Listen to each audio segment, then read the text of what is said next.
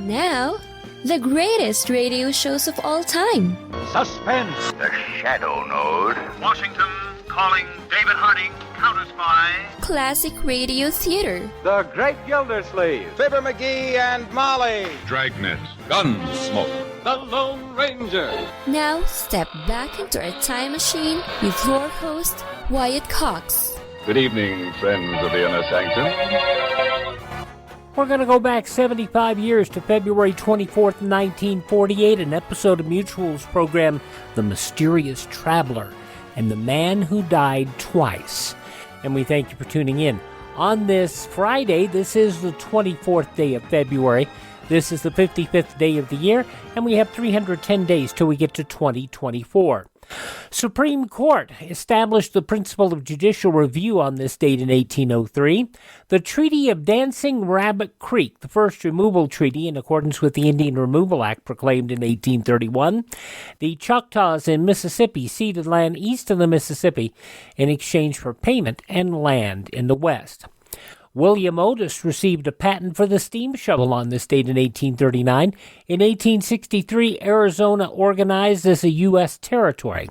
1868, Andrew Johnson became the first president to be impeached by the House of Representatives. He would be acquitted in the Senate. 1917, the U.S. ambassador to the U.K. is given the Zimmerman telegram, in which Germany pledges to ensure the return of New Mexico, Texas, and Arizona to Mexico if that country declares war on the U.S. Of course, it didn't happen. Nazi Party founded on this date in 1920. Wir wollen jetzt einmal ganz eiskalt und nüchtern die Interessen unseres Volkes verteidigen. The Nazi Party founded on this date back in 1920. 1925, a magnesium bomb used for the first time to break up a 250,000-ton ice jam clogging the St. Lawrence River near Waddington, New York. 1942, the Battle of Los Angeles took place, lasting until the next day. Now, initially, the target of the 1942 aerial barrage thought to be an attacking force from Japan. But speaking at a press conference shortly afterward, Naval Secretary Frank Knox called the incident a false alarm. Newspapers at the time published a number of reports. There was speculation of a cover-up. Governor Nelson Rockefeller announced on this date in 1968 he would run for president if drafted by the Republican National Convention on February 24th, 1968. That's what you would call a draft, and that's what I don't think will happen, and that's what I told you I'd face if it came. If it came, then I'd face it. Would you actively campaign, or what would you do? Well, if you got something to face, you got to make a decision. What is your decision? If what you say was true, I'd accept it. Well, Rockefeller didn't get drafted, and he didn't run, but he would become vice president, not being elected, being appointed by Gerald Ford, who himself was appointed to presidency. A special commission of Congress released a report on this date in 1983 that condemned the practices of Japanese internment during World War II. It was on this date in 1995, Olympic diver Greg Louganis appeared on the TV program 2020 and told Barbara Walters he had AIDS. Some people don't think that AIDS has touched their lives. A lot of people saw me at the Olympics and they were cheering for me. So now all of those people can't say that they have not been affected by AIDS. Louganis, who came out as gay 1 year earlier in 1994, acquired the disease from his former manager who had sexually assaulted him. The state of Arizona executed Carl Legrand, a German national involved in an armed robbery, that in spite of Germany's legal action to save him. The man who drew Bugs Bunny, Daffy Duck, Elmer Fudd, and others died on this date in 2002. Chuck Jones worked on over 300 cartoons in a career that stretched over 60 years. He died of congestive heart failure at his California home at the age of 89.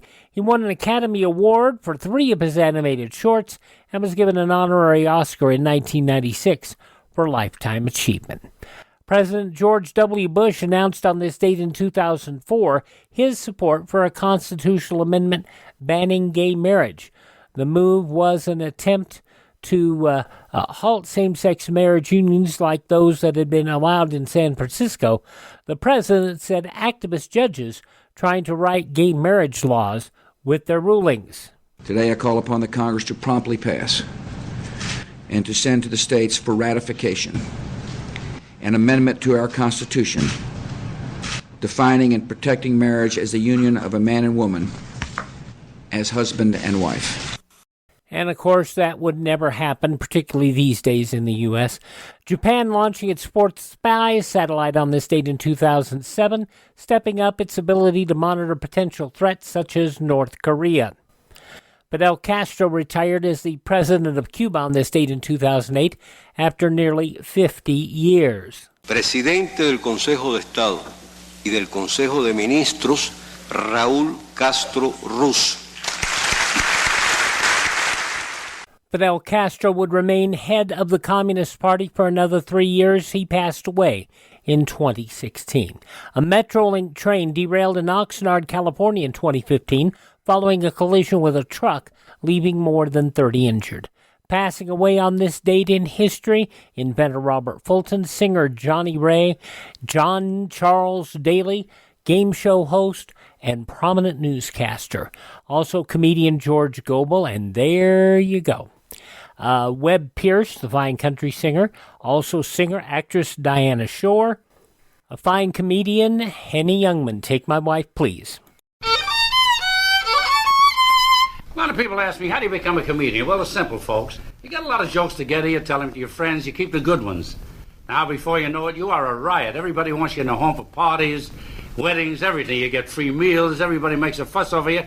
Now, if somebody tells you you ought to go on the stage like an idiot, you believe this. Now, to go on the stage, you must learn how to speak clearly. You go to diction school. They fill your mouth with marbles, and you are supposed to talk clearly right through the marbles. Now, every day you lose a marble. When you've lost all your marbles...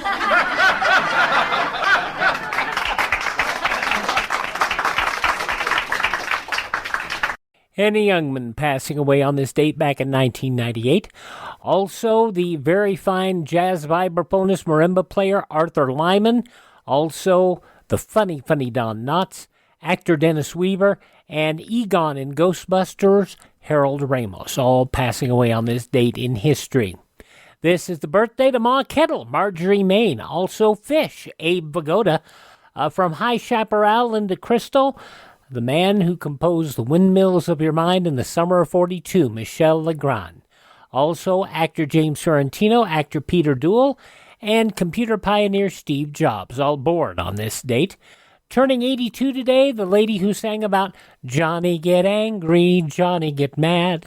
Joni Summers, 82. From the Rocky Horror Picture Show, Barry Bostwick is 78. The man who wrote about him. And if you like pina coladas and getting lost in the rain, did a great television show called Remember When, all about radio. Rupert Holmes, 76 today. Actor Edward James Olmos, also 76. George Thorogood is still bad to the bone at 73. Kitty from That 70s Show, Deborah Jo Rupp, 72. Paula Zahn is 67. From Titanic, Billy Zane is 57. The formerly King of Strong Style, now in the WWE, Shinsuke Nakamura, 43. And WWE commentator Corey Graves is 39. Those just a few of the people who celebrate the 24th day of February as their birthday. If this is your birthday... Hi, we're the Four Freshmen, and we just want to say... Happy birthday to you. And from 75 years ago today, February 24th, 1948, The Mysterious Traveler and the Man Who Died Twice. You're listening to Classic Radio Theater with Wyatt Cox here on your favorite radio station. Before he became Ed Norton, Art Carney had quite the career in radio. He was a comic singer with the Horace Heidt Orchestra during the 30s, notably on the hugely successful Pot of Gold show. He also was portrayed a lot of character roles and impersonating celebrities such as President Roosevelt and Winston Churchill. And in fact, there is an episode up on YouTube where he is a mystery guest and he actually impersonates President Roosevelt. He did lots of that for the March of Time, but he performed lots of other roles. And this one you're going to hear today, an episode of The Mysterious Traveler with Maurice Tarplin as the traveler. You'll enjoy this. It is an episode from February 24th, 1948, The Mysterious Traveler and the Man Who Died Twice, here on Classic Radio Theater with Wyatt Cox. I die many deaths every day doing this show.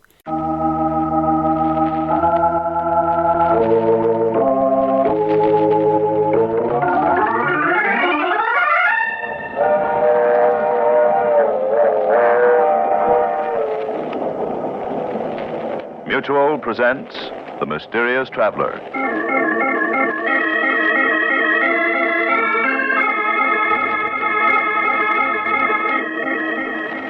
This is The Mysterious Traveler, inviting you to join me on another journey into the realm of the strange and terrifying. I hope you will enjoy the trip, that it will thrill you a little and chill you a little. So settle back, get a good grip on your nerves, and be comfortable, if you can, as you hear the story I call The Man Who Died Twice.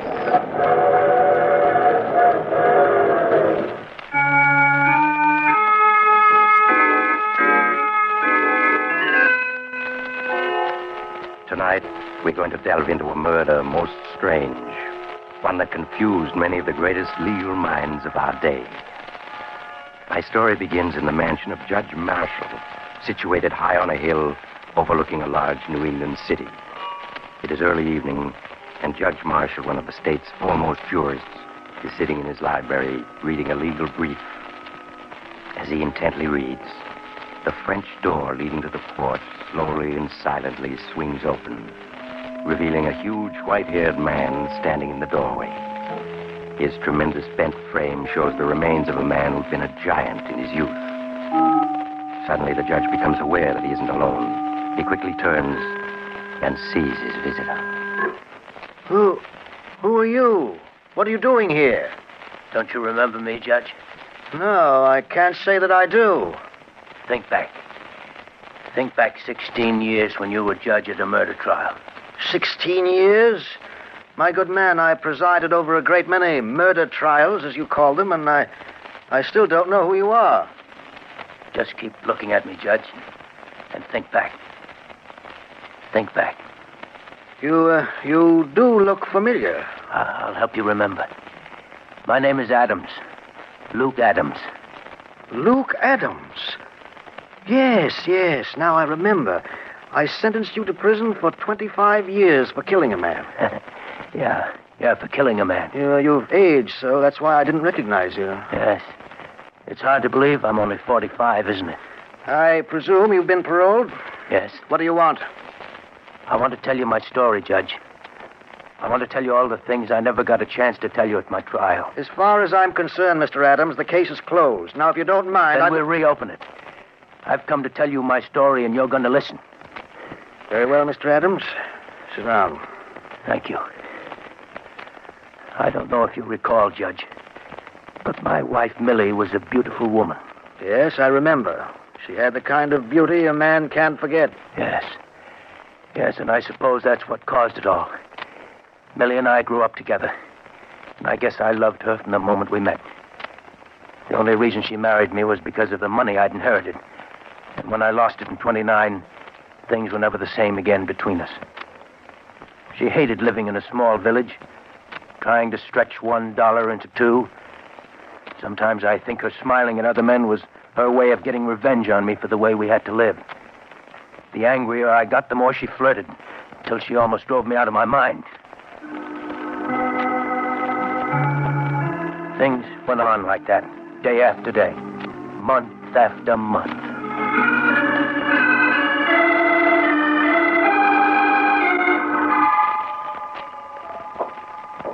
Here comes Luke. Hello, Luke. Getting home from work a bit early today, huh? Yeah. Your missus and I were just talking about how hot it is. Yeah. You must have found it fierce, breaking stone in the quarry in this heat. Uh-huh. Well, I've got to be going. See you again. What was he hanging around for? He just happened to be going past. Stopped to say hello. Is there anything wrong in that? It's funny. Every time I see you talking to someone, it's always a man. How come I never see you talking to women? Because all the women in this village are a bunch of cats. They hate me because I'm beautiful and they're not. All right. But I'm warning you, I don't want to see Chuck Riker or any other men hanging around here. If I do, there's going to be trouble.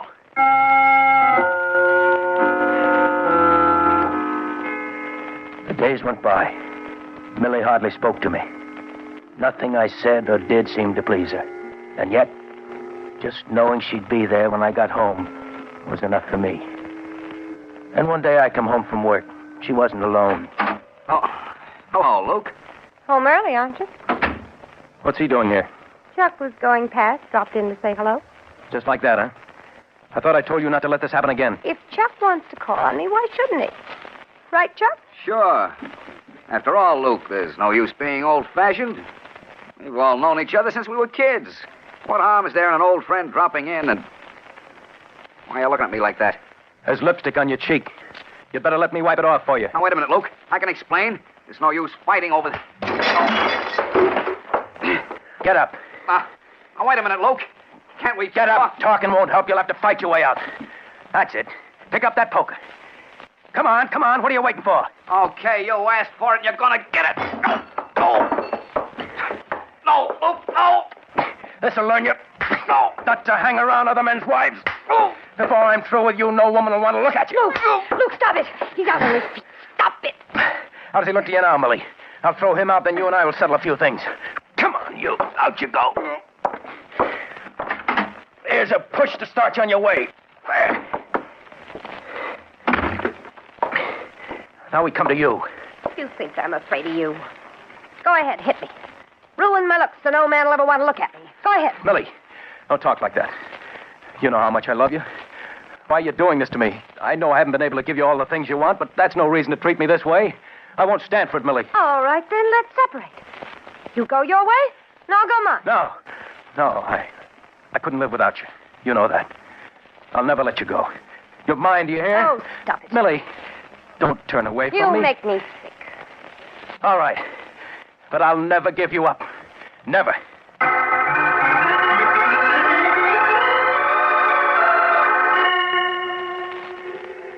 Millie just stood there looking at me, contempt in her eyes. I knew we were through, and yet I couldn't give her up. I clung to the small hope that something would happen that would change her, make her feel toward me as I felt about her. Long, lonely weeks went by. I knew that Millie and I had been the scandal of the village ever since the day I'd beaten Chuck Riker. At the quarry, the men whispered to each other when they thought I wasn't looking. And I could only give vent to my rage by smashing rocks into 1,000 small pieces. Then, one day in the autumn, an opportunity came. An opportunity to escape the villagers and their gossip. Millie, where are you? Here. What is it? Millie, you've always wanted to get away from the village.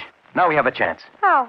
Well, I met Mr. Anderson this morning. You remember him. He's an old friend of my father's. What about it? Well, he owns a small farm which he's willing to sell for only $300 down. You mean you want to buy it? Yeah. Just think of it, Millie. A place of our own, 20 miles out in the country, away from the village and the gossip. Do you really think I'd move to a farm? Cut myself off from everything? Well, it's what you need, Millie. A home of your own, a place to work and build. You'd love it, Millie. I know you would. You mean you would? Don't think I don't know what's going on in that head of yours. You want to cut me off from everybody, take me someplace where you can keep an eye on me day and night. Well, I'm not having any part of it. But, Millie, you said yourself you're not happy here. Yes, but I don't want a farm. I want to live in a city. I want to have everything that other women have. But we can't go to the city. There's no work to be had. We're living in a depression. Are we? Well, if you can't give me what I want, there are plenty of other men who can. They'd better not try. I'm warning you, Millie, I'll kill any man who tries to take you away from me.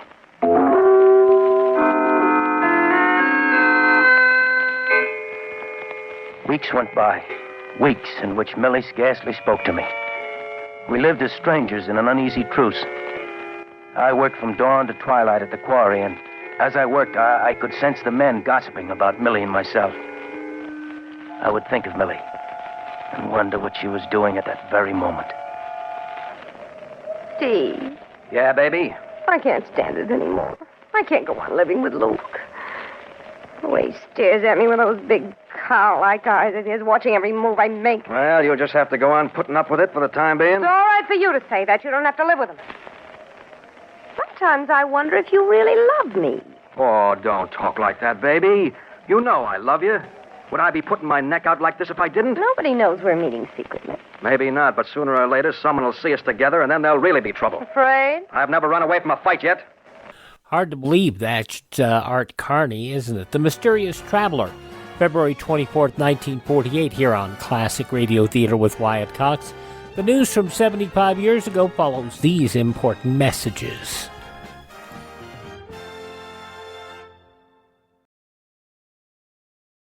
Classic Radio Theater family, you know our friend Mike Lindell has a passion to help everyone get the best sleep of your life. He didn't stop by just creating the best pillow. He created the best bed sheets ever. They look and feel great, which means an even better night's sleep for me, because, you know, I'm working like 67 hours a day. Now, Mike's offering the best deal on his Giza Dreams bed sheets ever. You can get a set of Giza sheets for as low as $29.98. You'll never want to sleep on anything else once you slept on a set of Giza Dream sheets. A special offer for you right now. You can get a set of Giza sheets for as low as $29.98. Call 1-800-928-4715. Use the promo code Wyatt. Or go to mypillow.com, use the promo code Wyatt. It's good on anything on the website. That number again, 1-800-928-4715. Use my promo code Wyatt.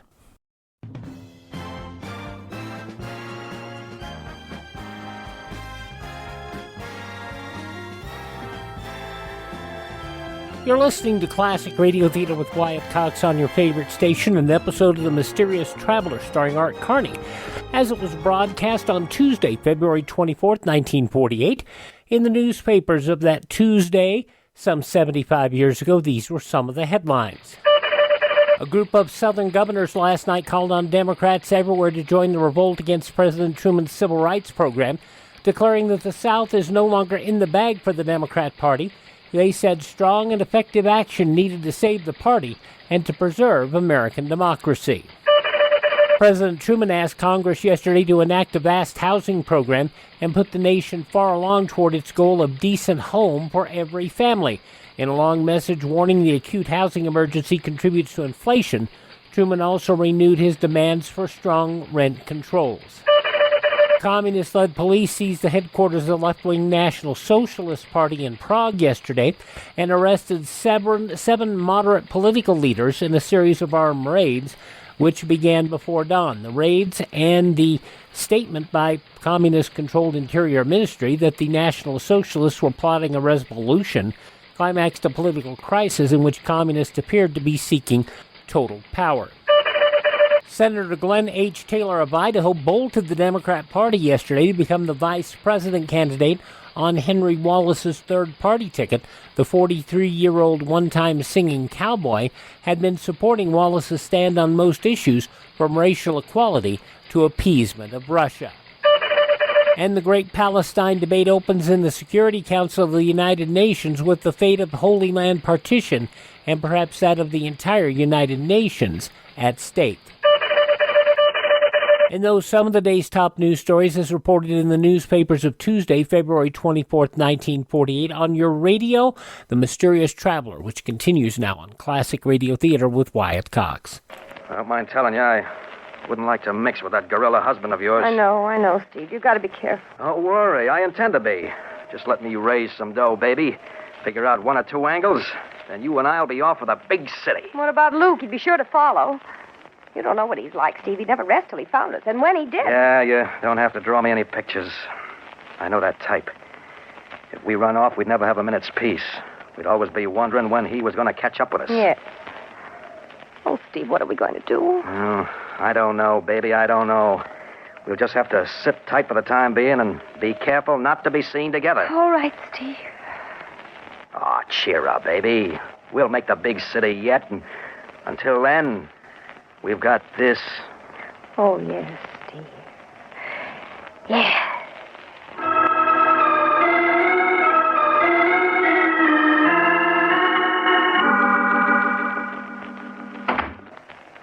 Luke? That you? Yeah, Millie. You want me? Yes.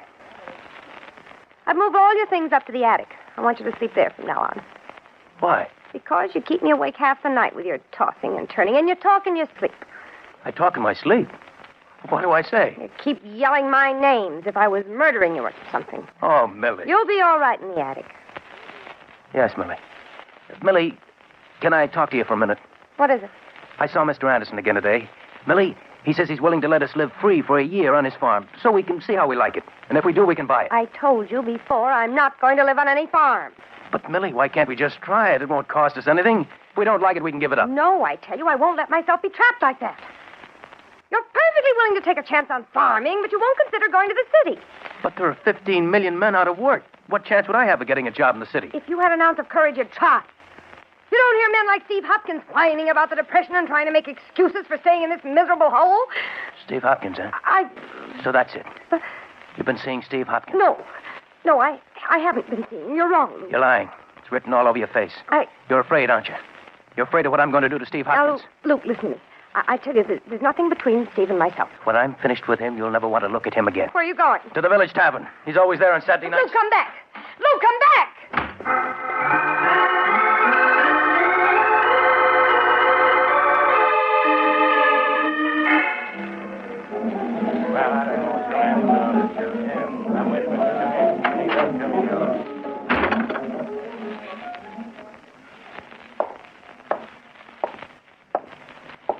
Hopkins, I want to talk to you. Well, go ahead, Luke. No one's stopping you. You've been making a play for my wife, and I don't like it. You're either drunk or looking for a fight. I haven't spoken to your wife in a year. You're lying. I know you've been seeing her these past weeks while I've been working. You better take it easy, Luke. You're getting to the point where you're suspicious of every man in the village. Don't try to smooth talk me. I know you've been seeing her, and if you try seeing her again, I'll kill you. You don't frighten me, Luke. And if I wanted to see your wife, not you or anyone else could stop me. Oh, no? I'll show you. Grab it, boys. Grab it. That's it. Let go of me. Let go. Hey, show him. Hold on, then, boys. Now, Luke, as sheriff of this village, I'd advise you to take it easy. I'll kill him. I'll kill him. I don't like that kind of talk. Now, mind your manners. You'll spend the night in the lockup. No man's going to make a fool out of me and live. Now, get hold of yourself. If Steve was seeing your wife, it'd be common gossip in no time. You know that. He may have fooled you folks, Sheriff, but I know better. You can protect him here, but just wait until I catch him alone. Just wait.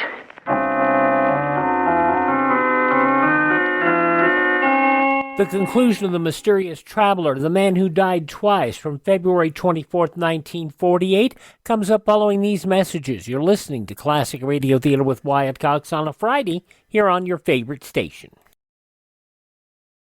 Saturday's Classic Radio Theater, Robert Young, Father Knows Best, from 69 years ago, February 25th, 1954. In order to teach his children financial responsibility, Robert Young, as Jim Anderson, opens the Anderson Family Bank, but the kids have difficulty understanding the rules of the bank. That's coming up on Saturday's Classic Radio Theater, but now the conclusion of The Mysterious Traveler, February 24th, 1948, 75 years ago today. When I got home that night from the tavern, Millie was in her room, her door locked. I went up to the attic and tried to sleep, but I couldn't. I kept seeing Steve Hopkins' face, the way he had smiled at me in the tavern. He might have fooled the others, but I knew. And he knew that I did. Hours later, I managed to fall asleep. I dreamt that I was alone with Steve and we were fighting. He kept hitting me, but I couldn't feel his punches. All I could feel was my fists smashing again and again into his laughing face. I woke to hear church bells ringing. It was Sunday morning. All that day, except for meals, Millie avoided me. After supper, she went to her room, and I went down to my workshop in the cellar. The next morning when I arrived at the quarry, the men were standing around in small groups, talking to each other. They stopped when they saw me. Then from one of the groups, I saw Sheriff Roden coming towards me. Luke, I want to talk to you. What about? A number of things. Is your sledgehammer? Why, sure. That's my initials on the handle. Why is it all wrapped up in paper? I'll ask the questions, Luke. Where were you last night around 11 o'clock? 11 o'clock? In my workshop in the basement. Why? Anybody with you? Oh, no. I was alone. Luke, You're under arrest.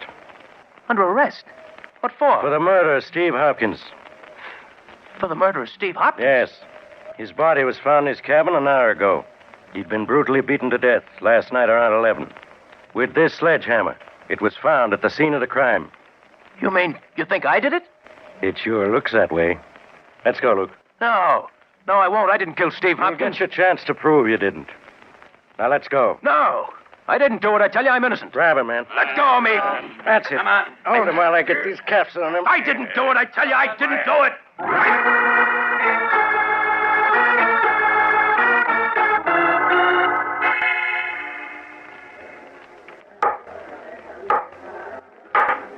Silence in the courtroom.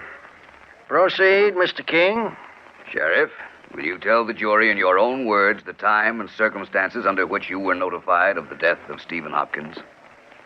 On October 12th of last year, I received a phone call at 7 o'clock a.m. from Sam Morris. Said that he'd just stopped by at Steve Hopkins' cabin to pick him up for work and had found him murdered. I told Sam not to touch anything. I got to the cabin 15 minutes later. Will you tell the jury what you found? Well, sir, that cabin looked like a slaughterhouse.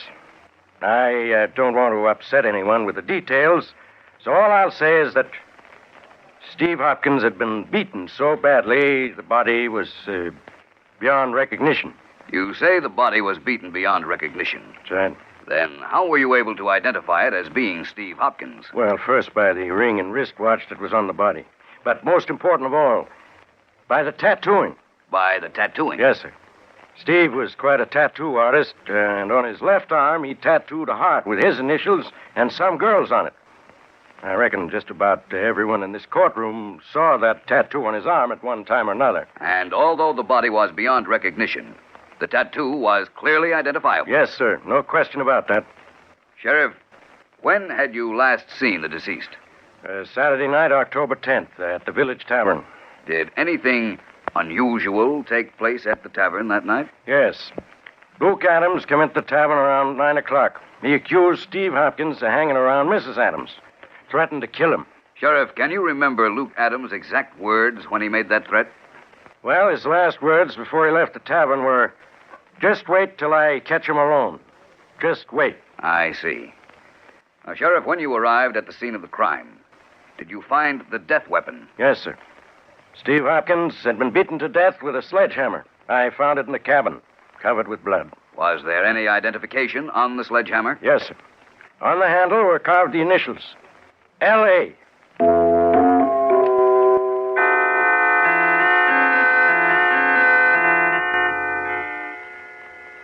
Now, Mrs. Adams, you say there was no justification whatsoever for your husband's suspicions. No, none at all. In other words, he was mistaken when he accused Steve Hopkins of forcing his attentions on you. Yes, he was. I see. Now, your husband has testified that on the night of the murder, he was working in the cellar of your home. Where were you that night, Mrs. Adams? Upstairs in my room. Did you see your husband at all that night? No, I didn't. Would it have been possible for him to have left the cellar that night without your knowing about it? Yes, it certainly would.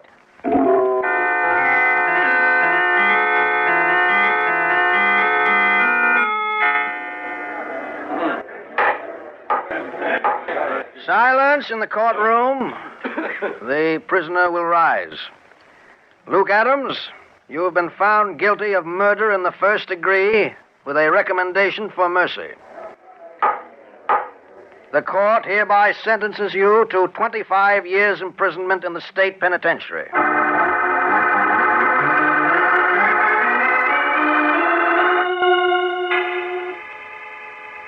25 years imprisonment. Yes, Judge, that was your sentence. The towering iron gates of the penitentiary closed behind me. And I no longer had a name, only a number. A year after I was in prison, I was informed that Millie had divorced me and disappeared. With that, my last tie with the outside world was gone. Years passed. World-shaking events took place and scarce reached the prison workshop, where I spent long days repairing shoes. Then one day I was notified by the warden that I'd been paroled. I was free. The gates of the penitentiary opened, And once again, I joined the living. I came to the city, a stranger, and found employment in a shoe repair store. Day after day, I stood by the store window repairing shoes, watching the hurrying crowds.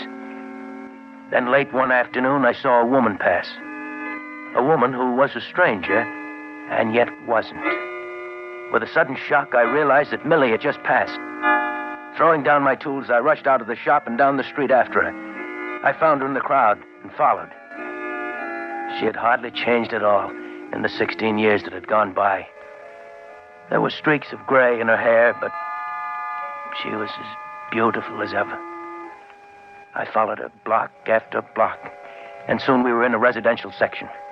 She turned up the path to a large cottage, unlocked the front door, and went in. A moment later, I was ringing the doorbell. Yes, what is it? Don't you recognize me? No, I'm afraid not. It's me, Millie, it's me. How dare you force your way in here like... Luke. Yeah, Millie. Luke, after all these years. What? You're in prison. I was paroled 6 months ago. Well, I'm glad to hear that, Luke. You must leave now. I'm busy right now. I can't Millie, talk. who is that? Millie, who are you talking to? Who's he? Steve Hopkins. Oh, you're mistaken. The name is Reed, Robert Reed. Steve, it's Luke. Luke? You're not dead. You're not dead. The body in the cabinet wasn't yours. No. I went to prison for your murder, but you're alive. They said I killed you, but you're alive. Yes. You let them put me in prison. You framed me. Luke, you must listen to me. You framed me. No, Luke, don't. I didn't... You framed Luke, me. let go of him. Let go of him. Don't, Luke. Don't. Whose body was that they found in your cabin? A young hobo I picked up by the railroad tracks. But the tattooing on the arm. After I killed him with your sledgehammer, I tattooed his left arm to look exactly like mine. I put my wristwatch and ring on the body and then beat him beyond recognition. And then you ran away, leaving me to stand trial for murder. Luke, what are you going to do? What am I going to do? You remember Judge Marshall, don't you, Millie? Yes, I remember him. Well, I read in the papers a few weeks ago that the judge lives here, in a fine mansion overlooking the city. What are you getting at? Steve and I are going to visit Judge Marshall. No, Luke, no. You know what that would mean. Luke, we have some money. If you'll just forget what's happened, we'll give you money, plenty of it. Yes, well, we'll give you $10,000. 20,000. I'm not interested in money. Come on, Steve. Luke, you can't do this to me. You can't. Luke, you once loved me. For my sake, Come don't. along, Steve. No, I won't go. If they find out about that hobo, they'll hang me. I wouldn't have a chance. You'll come, Steve, one way or another, understand? Yes.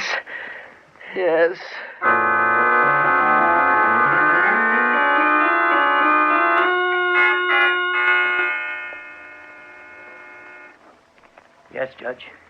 He didn't want to come here, but in the end, he came. Incredible. Simply incredible.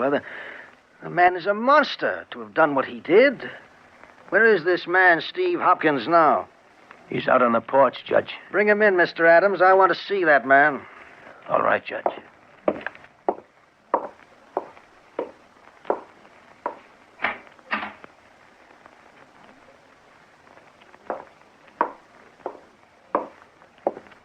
Why are you carrying him?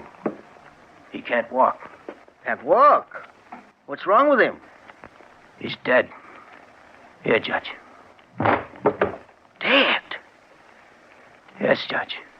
But I understood he was alive. He was. Up until a half hour ago. You mean you... Yeah, Judge. I put my hands around his throat and squeezed. Squeezed until he was dead. I killed him. And there's nothing you can do to me, Judge. Nothing. Remember, you sent me to prison for killing Steve Hopkins? For 16 years, I rotted in prison. I've paid my debt to society for Steve Hopkins' death. I've paid it. There's nothing you can do to me now. Nothing.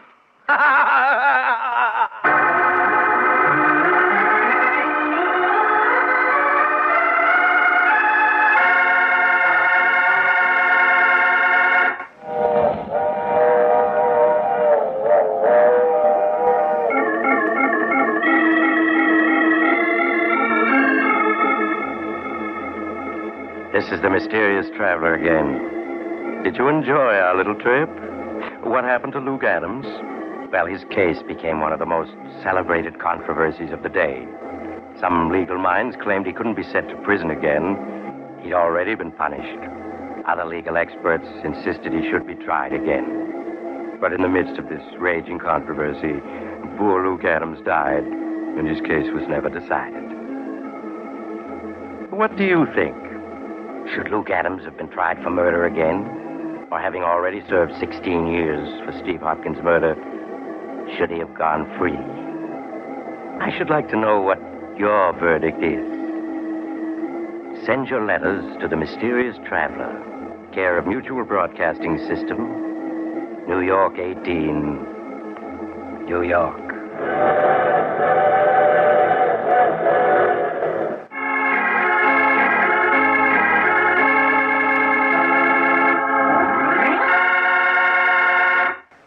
You have just heard The Mysterious Traveler, a series of dramas of the strange and terrifying.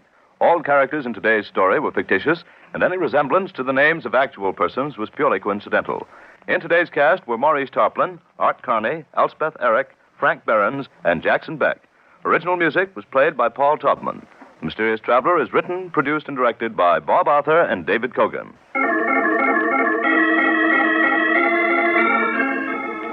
Listen next week to a tale titled The Ivory Elephant. Another strange and suspenseful tale of the Mysterious Traveler.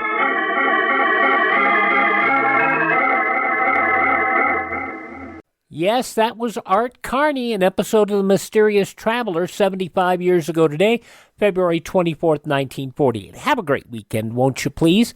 Visit our webpage, classicradio.stream. You can stream our shows to learn about building a classic radio collection of your own. You can contact me there, find our social media links, and you can buy me a copy to help support Classic Radio Theater. Thanks for tuning in. Tell all your friends the great radio shows are right here at this spot on the dial. Classic Radio Theater with Wyatt Cox on your favorite radio station.